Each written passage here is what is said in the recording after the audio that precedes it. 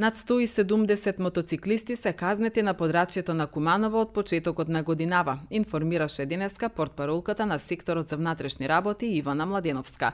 Надлежните апелираат до сите учесници во сообраќајот да се однесуваат совесно и одговорно, да ги почитуваат сообраќајните правила и прописи, со што придонесуваат да се зголеми безбедноста во сообраќајот. На подрачјето на Куманово од почетокот на годината до 31.5 биле изречени 174 казни за мотоциклисти. 3 биле одземени поради нерегистрираност и 2 за бучава. Најголемиот број се за неносење на заштитна опрема. Одсекот за превенција при СВР Куманово континуирано спроведува превентивни кампањи. Покрај соработка со мотоклуб Мечки се одржуваат едукативни работилници во сите основни и средни училишта.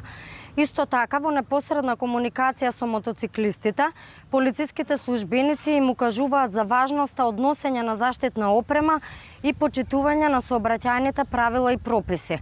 Целта на превентивните кампањи е да се даде посебен акцент на младите мотоциклисти и нивните родители за поголемо внимание и грижа кон децата, зголемување на сообраќајната култура, мотоциклистите да се почитуваат како рамноправни учесници во сообраќајот, како и да се влија да ги почитуваат сообраќајните правила и прописи.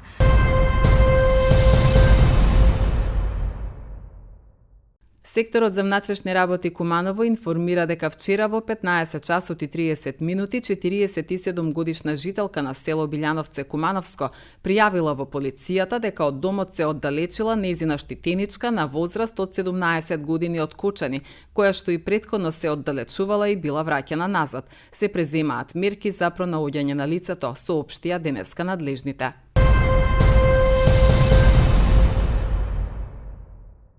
Членовите на Порака наша да се обратат во просториите на Сдруженијето доколку се заинтересирани и ги исполнуваат условите за ослободување од плаќање патарина и паркинг, повикаа од Сдруженијето.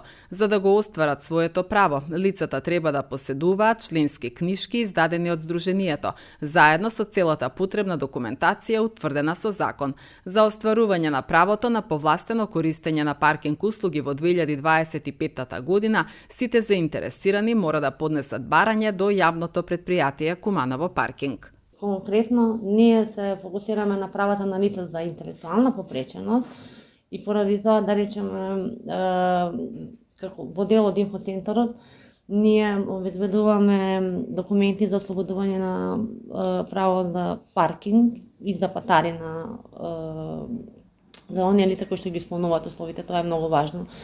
Значи, според законот за државни патишта, значи до агенцијата ние правиме документи, си издаваме членска книжка, издаваме претстапница и има одредени дијагнози кои што се објавени на нашата страна, кои што доколку лицето ги исполнува, се испраќаат до агенцијата за државни патишта и тогаш добиваат ослободување од патарина. Меѓутоа, овдека другото право кое што го остваруваат е право на паркинг во Куманово. И тоа морам да напомнам дека со последната одлука од 2024 година ЈП паркинг Куманово, Осарапка секако соопштено Куманово, да има донесена одлука, значи според нивниот статут, според закон 65, имаат онаму каде што има донесено зони за повремено за користење на паркинг, сите оние лица кои што ги исполнуваат тие услови може да поднесат документи кај нив директно, значи тие документи се поднесуваат до ЈП паркинг Куманово и важи исклучиво за територија на Куманово, значи за жители на самиот град, не важи за околните села, не важи за околните општини. И она што е потребно е, значи сообраќајна, лична карта и многу важен документ кој што лицата често имаат проблем да го извадат е самиот документ, или од ПИОМ, или и наоди мислење, или извештај од матичен лекар кој што ја утврдува таа дијагноза која што е ослободена.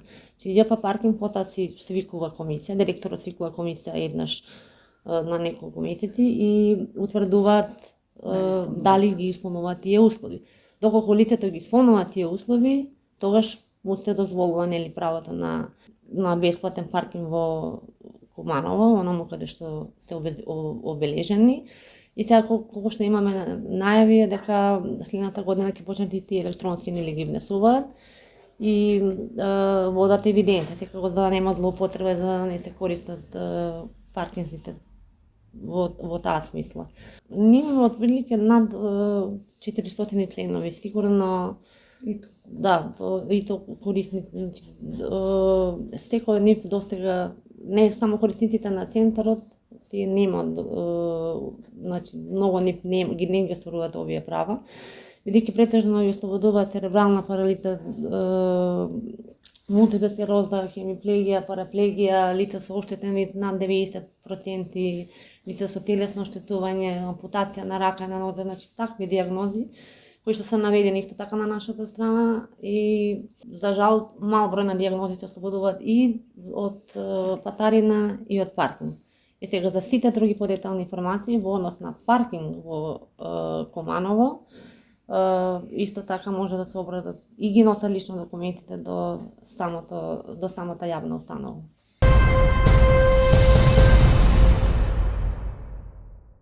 Во секторот за внатрешни работи Куманово вчера вечер по 21 часот е пријавено дека на крстосницата од улицата Ѓорче Петров и улица Трајко Прокопиев во населбата Перо Чичо се случила сообраќајна незгода помеѓу патничко возило Сеат Ибица управувано од 23 годишен кумановец, патничко возило Opel Corsa со кумановски регистарски ознаки управувано од 25 годишно момче од Куманово и мотоцикл Honda управуван од 37 годишен кумановец.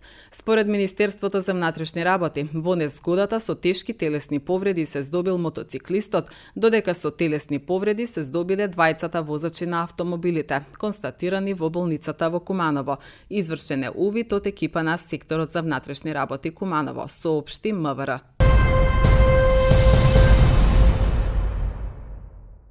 Училиштето за основно музичко образование Панче Пешев вчера вечер го одбележа патрониот празник и 79 години успешно обстојување во Куманово. Во рамките на музичката програма настапија солисти и инструменталисти, хорот и оркестарот со интерпретација на познати музички класици, популарни дела од светски автори и филмска музика. Со пригоден говор по повод патрониот празник на училиштето пред публиката се обрати директорката Сандра Зојчевска, која своето основно музичко образование го започнала токму во Панче Пешев, а продолжила во Скопје на факултетот за музичка уметност. Инаку училиштето за основно музичко образование Панче Пешев Куманово било формирано во 1946 година. За прв учител бил назначен музичарот Ѓорги Ивановски, раководител на музичкиот дом, кој бил и првиот директор на училиштето. Со воспитно-образовната работа училиштето започнало на 1 јануари 1947 година. Веднаш биле запишани 90 ученици, распоредени во 3 паралелки.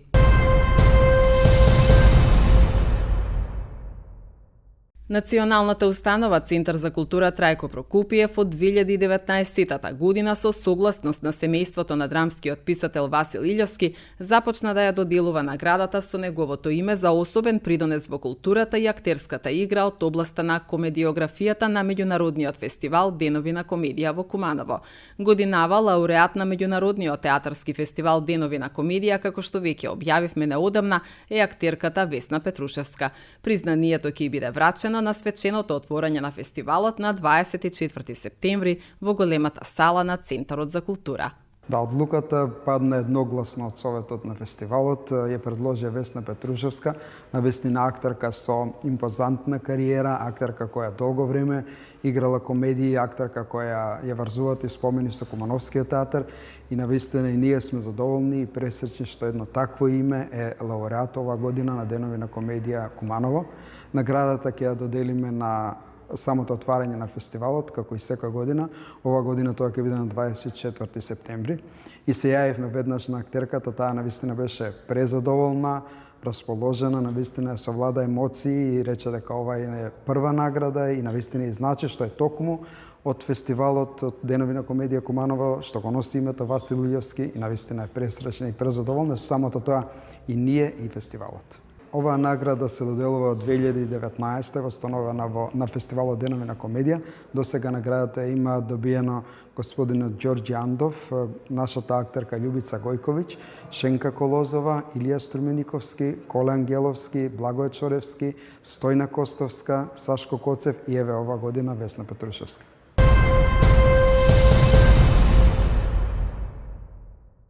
Средношколката Хана Асановска е една од членките на аикидо клубот Агацо од Куманово, која тренира речиси 2 години, иако интерес за боречки вештини пројавила уште во најрана возраст. Младата кумановка смета дека возраста не е пресудна доколку сакаш да научиш нешто ново, а пред се корисно.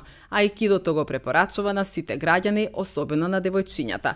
Клубот Агацо од Куманово обстојува 20 години, а изминатиот викенд јубилејот го одбележа со дводневен меѓународен семинар на кој учествуваше и Хана Асановска. Јас сум Хана Асановска, ова ми е втората година како член во аикидо клуб Агацо Куманово.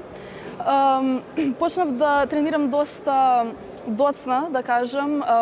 Најмногу од нашите членови почнаа на рани години, од 5-6 години.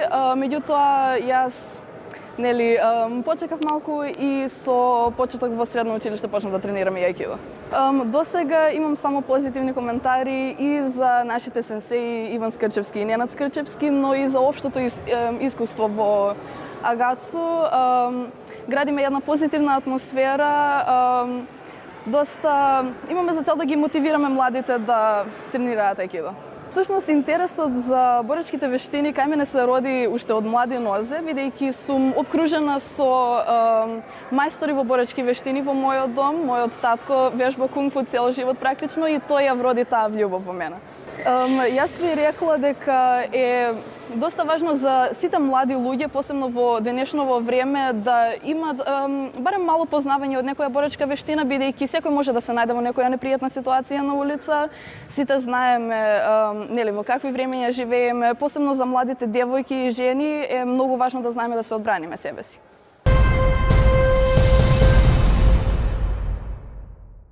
Министерот за внатрешни работи Панче Тошковски денеска се обрати на одбележување на 50 години од формирањето и действувањето на Институтот за безбедност, одбрана и мир при Филозофскиот факултет на Универзитетот Свети Кирил и Методи во Скопје.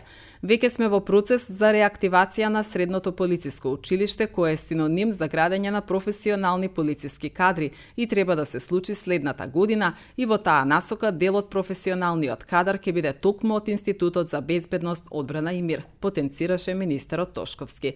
Тој образложи дека со новиот закон за внатрешни работи кој треба да се донесе, се предвидува директно вработување на најдобрите студенти на овој факултет во рамки на Министерството за внатрешни работи.